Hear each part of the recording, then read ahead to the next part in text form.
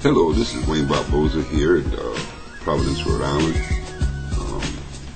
Little tweets of the birds that I have in my apartment. Got a couple of cockatoos. We like to say that the birdies told me a few things. Alright, so if anybody asks you where you get this information from, you say the birdies told you. But this is the time where most people are starting to wake up, transition taking place. Got a lot of events this year. We're approaching the last month of the cycle. Most of our people don't understand what's going on, but they do know something's going on. So in this series of Now That You Know, part 2, I want you to listen to a fella. Doesn't look like anything you see on TV, and it doesn't look like anything that you'll find in the city hall or in the state capitals or even in a large corporation, but like me, we're just a common everyday people. Some of us are veterans and some are just citizens. We've been through a lot. So if you can get past what you expect to hear and see, then you're welcome to www.capeverdean.net. And as I said, I am the elder of the Barboza tribe, www.capeverdean.net. Love you.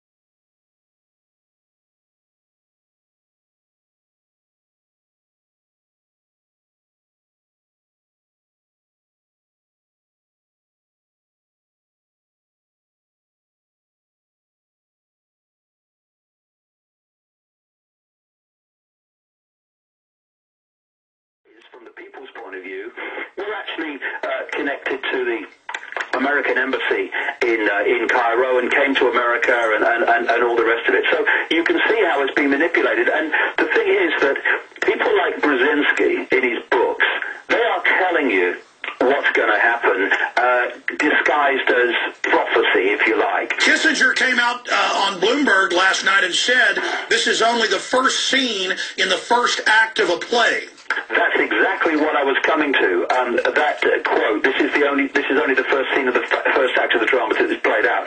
That is telling you what's coming. And you see, I've been writing for years about the fact that these Arab oil states and these Arab dictatorships and royal dictatorships were being played like a violin. It was only a matter of time. And again, you come to the shades of grey. Should the dictators and royal tyrannies in Yemen, Algeria, Libya, Jordan, Syria, Morocco, Saudi Arabia... Stay there, David. We got to break it. Powerful info. We're going to look at the geopolitical map when we come back.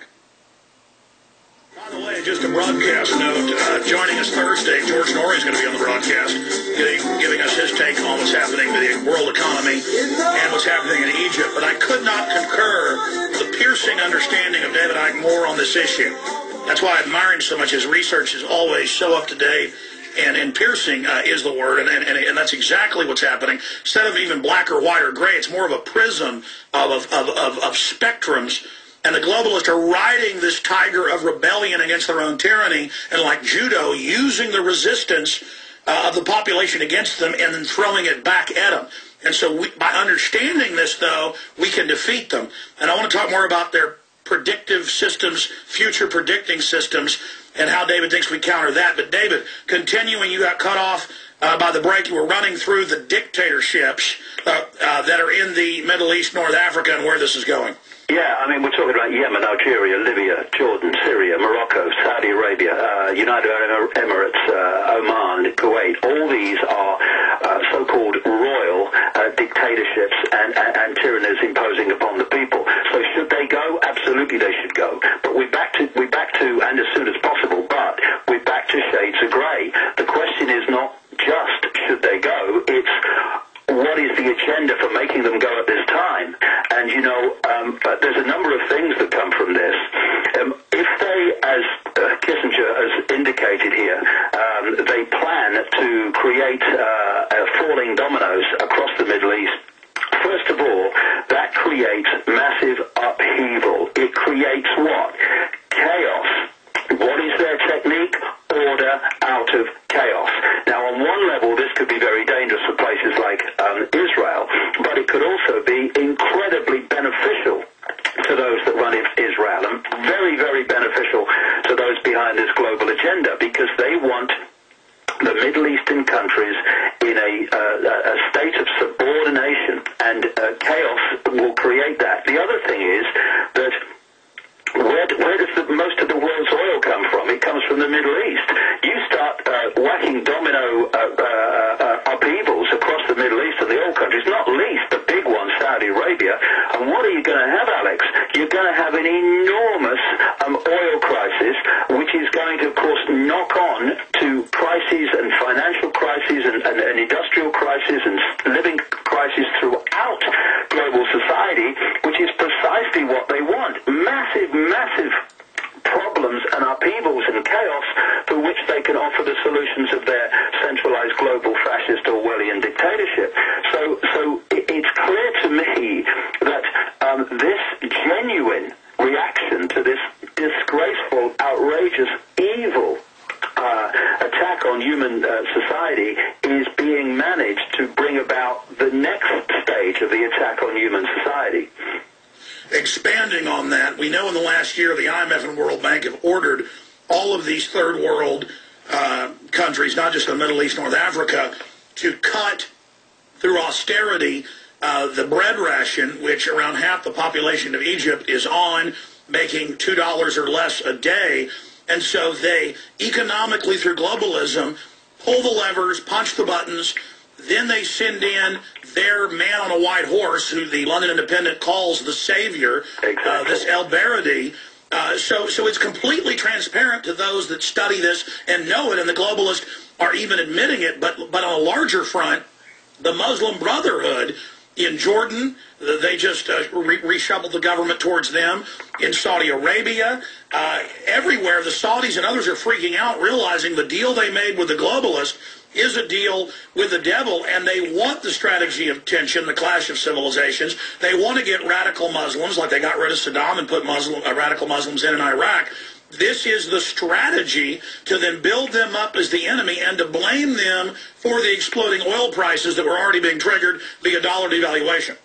Yeah, that's it. And the Muslim Brotherhood, you know, this is, again, I keep coming back to this today, shades of grey, becoming streetwise. And just because something has a name on the door and appears to stand for something does not mean that at its core it does.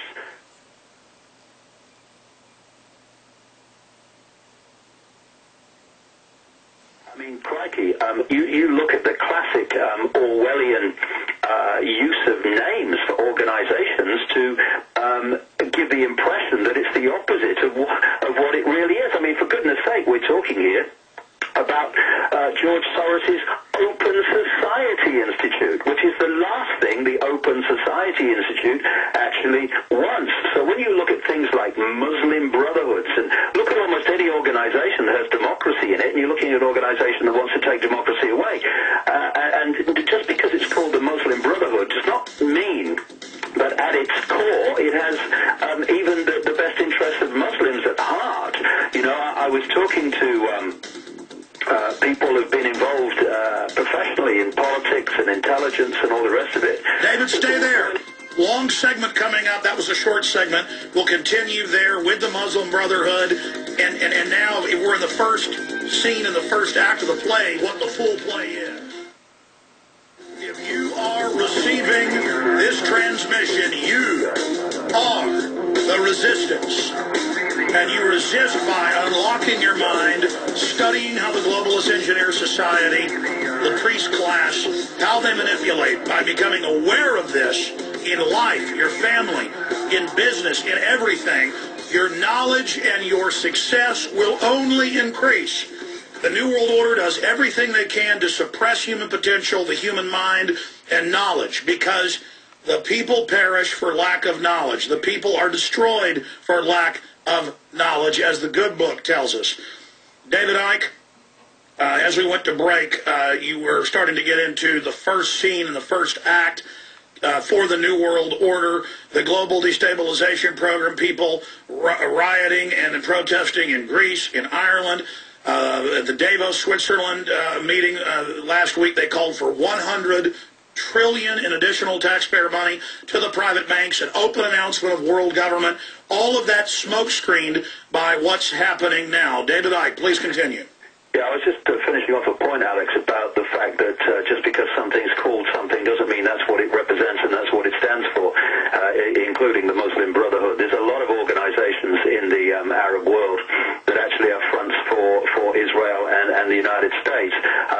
Andreas von Bülow, I think you've talked to him yourself over the years, former German minister and an expert in intelligence, especially German intelligence in that whole area. Andreas von Bülow. Yeah, I talked to him on the phone for a long time, years ago, not long after 9/11, and he was saying he knew for a fact that Abu Nidal, of course the infamous Arab terrorist, was actually an asset of Mossad. That's how it works. Yeah, he was the former head of German intelligence, yeah, and the former German defense minister. And he talked about the white supremacists are run by the globalists. The radical Muslims are run by them. The radical black groups, the radical Hispanic groups, all of these groups are there so the government can play the part of the savior.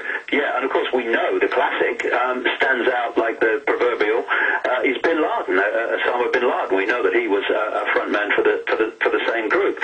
So when we see these names that appear to represent Muslims or appear to represent this or that or the other, we have to just again, streetwise, shades of grey, just take a step back and let's see if they really do that. And again, we come back to the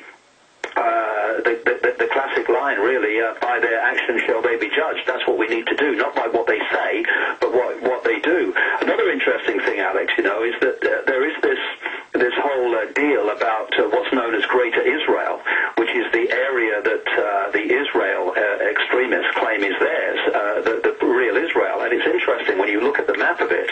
It includes, of course, Israel, Palestine that we see now, but it also includes a great chunk of Egypt going across to Cairo, includes Jordan, includes Lebanon, includes Syria, includes Iraq, includes a great chunk of Saudi Arabia. Now, what we're looking at here, as you look at that map, are all the countries, or many of the countries, that are actually now in possible line for this domino effect that Kissinger was indicating with his quote. And there is an agenda playing out here. And when we look at what's happening in Europe, what's happening in Britain beginning to, what's happening in America, my goodness me, we want more. Not just people on the streets to show the numbers, but also non-cooperation with the system, so the system cannot operate. Because it needs us to do that. We must be learning lessons here, Alex, all the time. For instance, the power of mass non-cooperation. When in Egypt they say curfews, people in very large numbers refuse to do with that, and suddenly where's the power of the state? Understanding and starting to get as much as we can prepared for the fact, as we've seen in Egypt, that when the real revolution unfolds against a regime, one of the first things to go is not only truth, but actually the internet and mobile phone networks, so people can't communicate. And another thing we need to keep in our minds is no ideology. When we really trigger this true human revolution against these tyrannies or collective tyrannies, different faces or masks on the same face around the world, no ideology, equal freedom for everybody, no matter what their color, creed, religion, view, anything. Freedom must be our focus, not ideology and religious belief and all that stuff. We can argue worry about that. Let's keep our focus on what affects us all, and that's our basic freedoms being taken away. And so many people, they talk about wanting freedom, Alex, but they don't want freedom. To a large extent, they want to replace a tyranny they don't like with a tyranny they do, i.e. their belief system. These are the things that have to go, and we all must constantly keep our focus on what is the motivation of the protest and the uprising, who's going to be and what kind of society is going to be in power when it's over. Who are these people coming in? Well, we actually know. We know. On our side and claiming to be behind it. You know, we need to really get streetwise and learn from what's happening around the world so we don't get caught. Well, I agree with you. Now, we know that Mohammed El-Baradei is a big UN globalist, former head of the Atomic Energy Agency, U.S. trained. We know that he is for the inoculations. He is for the Planned Parenthood type stuff. He is a globalist. We know the Muslim Brotherhood, admittedly set up by British intelligence, is now menacing Saudi Arabia and others who we're not fans of. But the point is, the globalists want to have more radical regimes come in so that then Israel and others have an excuse to expand their land in the name of a security buffer zone. They're now moving out of the era of strong men and moving towards the strategy of tension. What do you, from your research, see as the next dominoes to fall? Well, any of them could be really. The answer to that is who's next on the list, because it could be any of them. But the thing also about Israel, Alex, is if this uprising, so-called crisis, as it's being portrayed, a crisis for tyranny on one level, it continues to unfold, then it's going to be also an excuse for massive military support to, quote, protect Israel. And, of course, Israel's got one of the biggest armies in the world from this sliver of land in the north of the Arabian Peninsula, because of $3 billion a year in aid from the United States to Israel. And, of course, anything could happen if this really gets out of hand, in the sense that America could deploy forces to protect Israel as well as an excuse. Because, you know, one of the key things, Alex, and this is, I think, very relevant, not necessarily what will happen tomorrow, but in this domino falling situation that we're now facing, one of the things that's come up again and again and again and again is that the Third World War, the third global conflict, the one that is to create, along with all the other things we're seeing, like finances and all the rest of it. That's what Albert Pike called for. Albert Pike, in his letter, exactly, the three world wars. And again, this also relates to what he said in terms of the Third World War. The common theme is that will be triggered in some way out of Israel and the Arab countries. And by the way, in 1878, he laid out World War I, who it would be between, World War II, and then finally World War III. They would then destroy all the world religions out of the war and say we must have this new global one world government religion. I want you to get to that, but since you've mentioned it so much. So they're going after the key to the region, and they've been doing this doublespeak everywhere. We're for Mubarak, but we actually, that is the globalists, financed the ongoing attempt to overthrow him, because they know that will help Mubarak. If they say they're funding the outsider, it will hurt him if they support him. And I've read all over the news where they're openly bragging. So they'll put out their general press releases for the profane general public, but then buried in there, talking to each other, they're bragging about what they're doing. Yeah, they've got a song sheet, and this is not projected days in advance, weeks, months, or even years in advance. It's projected decades in advance. Yeah, Brzezinski says 25 years in advance. Yeah, and maybe more. I mean, you know, the basic theme of what's happening was outlined before the turn of the 20th century in terms of the themes of it all. And you know, I've quoted people in my books who've spoken over the years, like in the late 60s and stuff like that, insiders who said this is how the world's gonna be, and it's all unfolded as they said it would unfold, because it is a blueprint. And now we're seeing a real major card being played here, which is designed to trigger offshoot consequences in all directions, because this is the tinder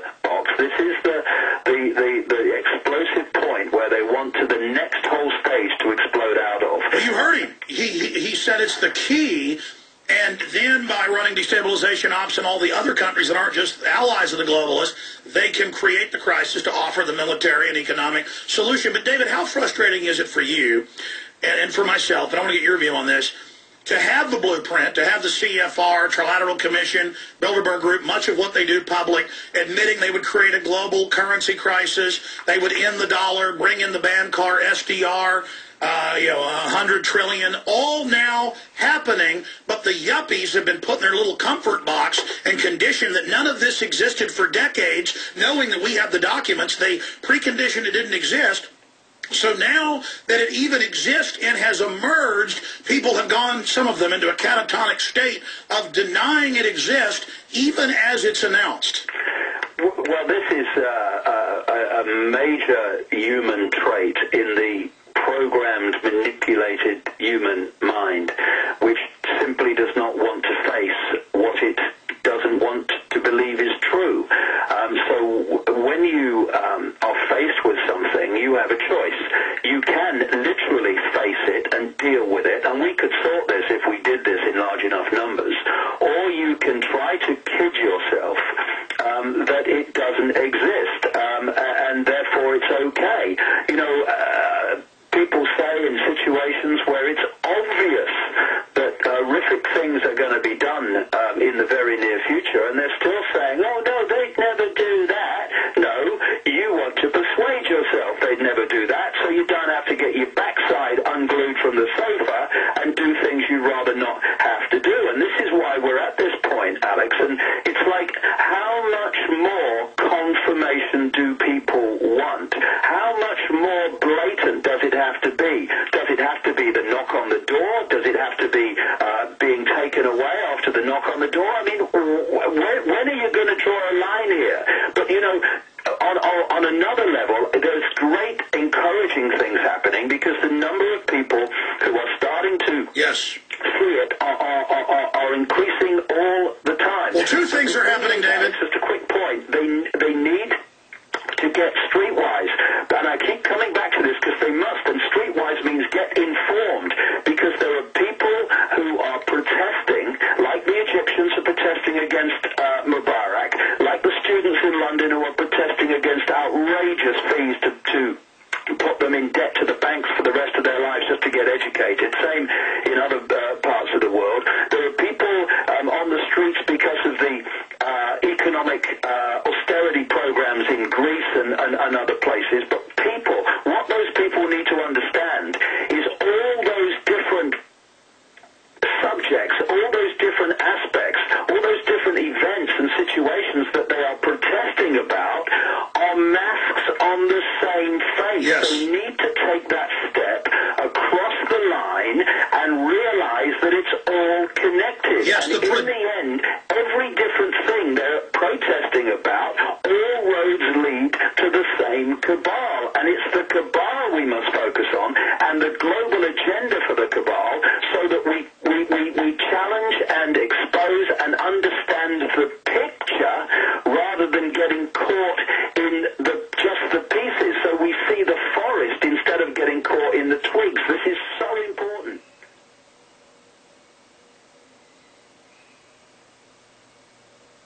I totally agree with you, because the progenitor of all of this debt slavery, of this neo-feudalistic system, is the New World Order controllers.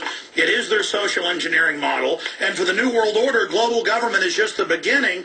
As we say in the film Endgame, their stated plan is a global police state to then carry out the forced sterilization of the entire population, except for a tiny group of globalists. This is full spectrum dominance. And if people just get angry at the atmosphere created by the engineers, their anger, their focus will be used and shunted and directed into empowering New World Order agendas instead of bringing it down. And that's why what you just said is the absolute paramount heart of everything and the genesis of true human liberty if we're going to have it. Yeah, who benefits? Who benefits? Who benefits? We've got to keep asking that. Who benefits from this situation? Who benefits from me reacting to this situation like this? And this is why I say we have to get ourselves informed, not just about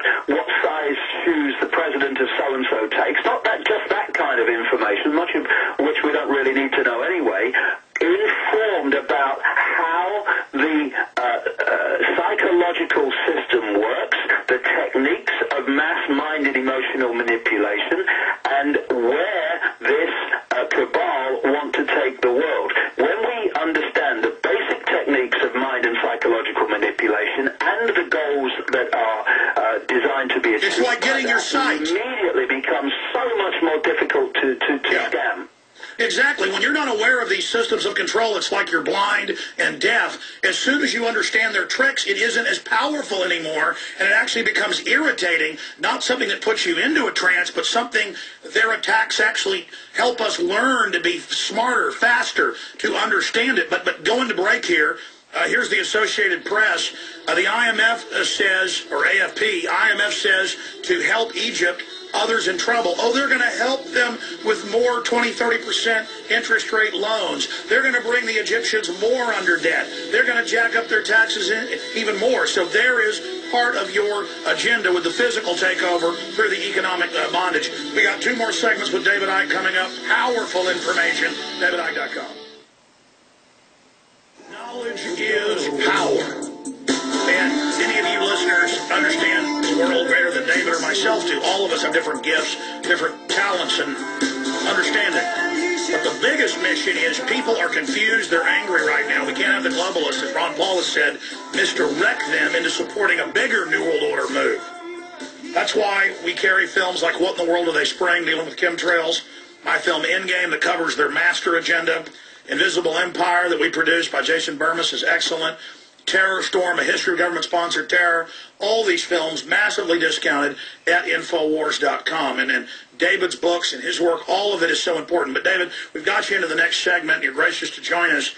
But I wanted to do something here that the producers showed me earlier, and that's TweetPsych. That's the website. And if you type in somebody's tweet account, they're monitoring the tweets. The Library of Congress is saving all of them. And they know the psychological profile of your users.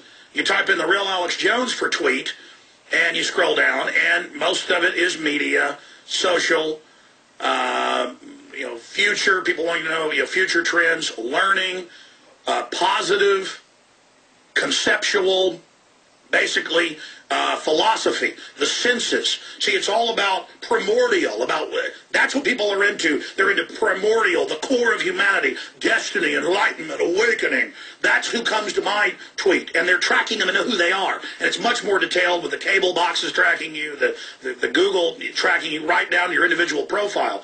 Now, you go to something like 2.5 Men or Joe Rogan, and, these are nice guys, smart, shows, whatever. I like Joe. He's into awakening. But still, the point is, what is it? It's sex. It's lower senses things. We'll scroll down and show that sex, vast majority. But then they're also into primordial and things like that. So you see some of the same interest. Media.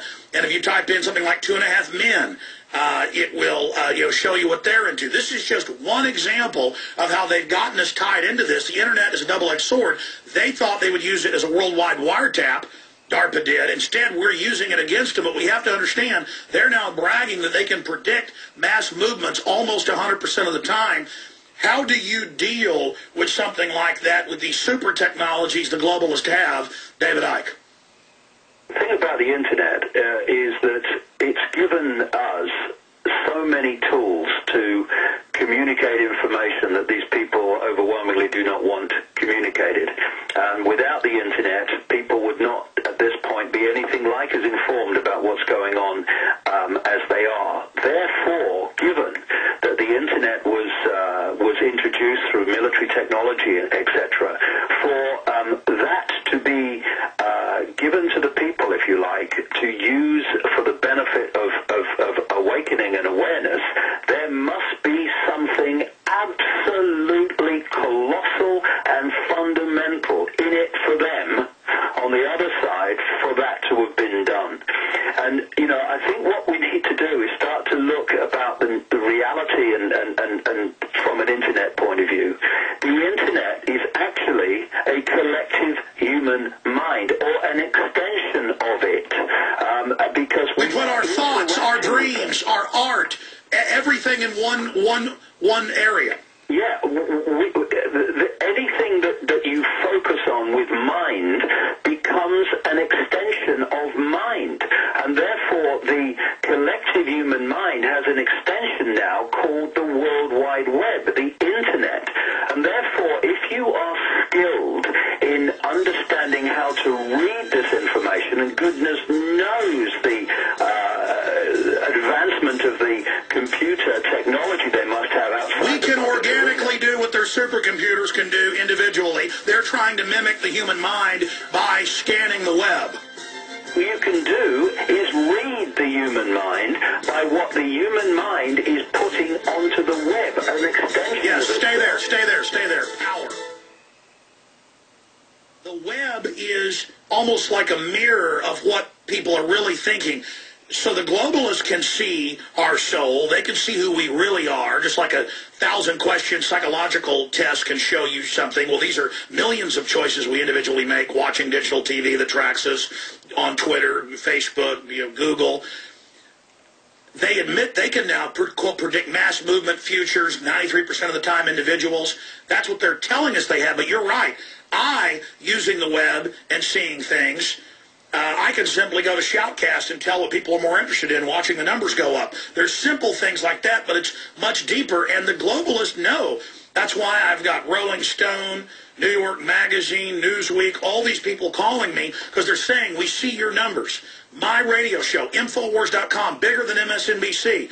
A tiny operation. They see what all of us are doing is huge and powerful. They know the awakening's there, and they don't know how to deal with it. That's why Obama's calling for the internet kill switch. That's why worldwide, Australia, England, they are actually scared. David Icke.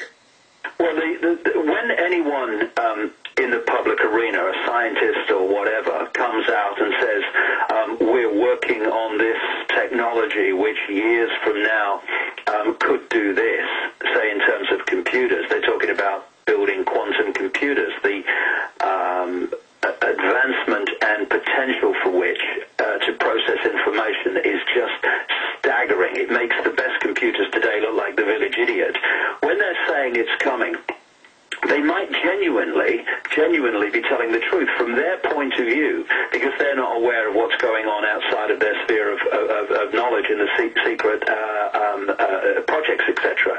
But things like quantum computers that we're going to have in the future, these guys have got them now. I mean, if we could see the computing technology, information processing technology that they have, we would be staggered at how far ahead of the public arena it is. And what we're doing all the time with the internet, and it's important we use it, massively important. We have to use these things to our advantage and mitigate as much as we can the things that are a disadvantage. But they are receiving, second by second, all over the world, through many and various sources, which these computers can process and put into ordered predicted outcomes on where it's going. People's views, people's minds are being, and the state of their minds are being... No, 10 years ago, the Pentagon admitted they have a map of 3D of the entire world already, and they admit with smart dust and all these meters and tracking, they're making the real world searchable like Google.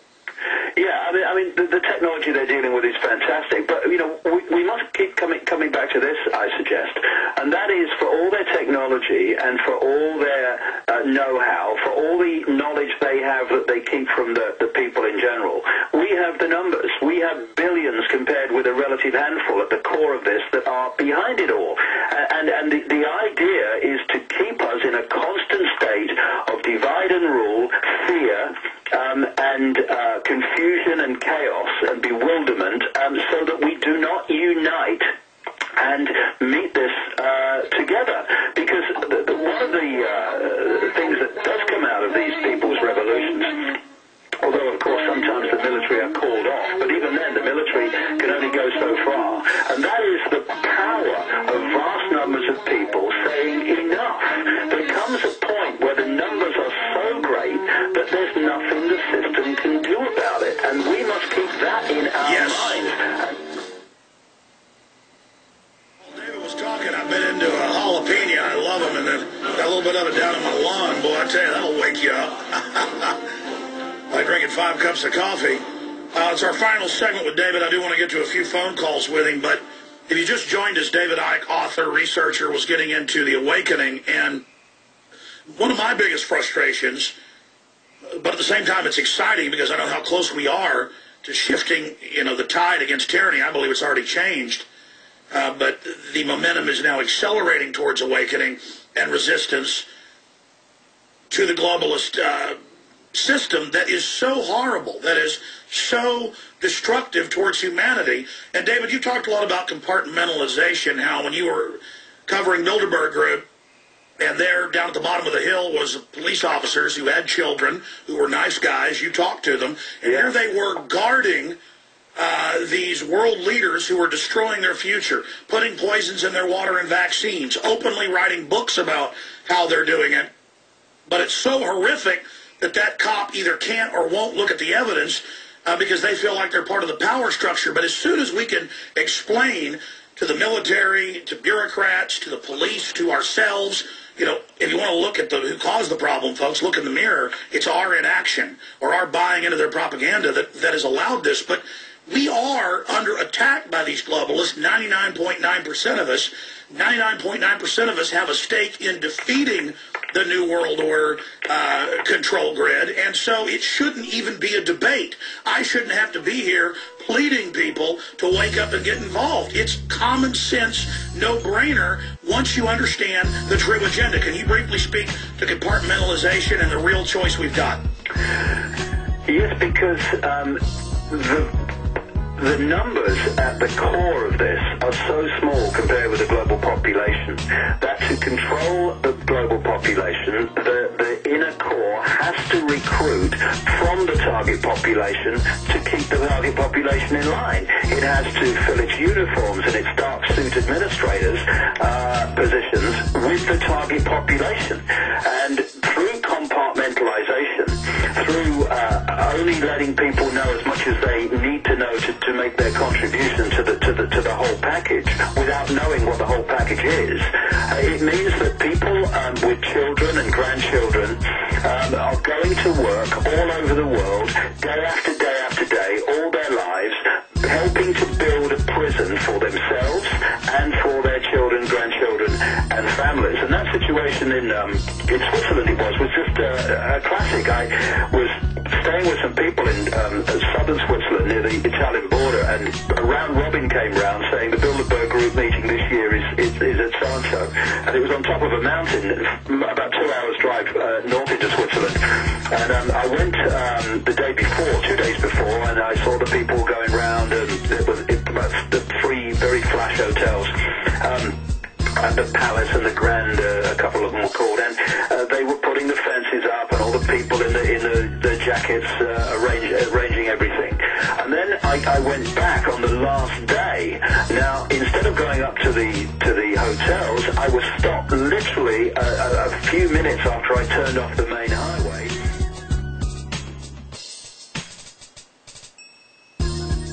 Right at the bottom of the mountain, I wasn't even allowed near it, and there was these Swiss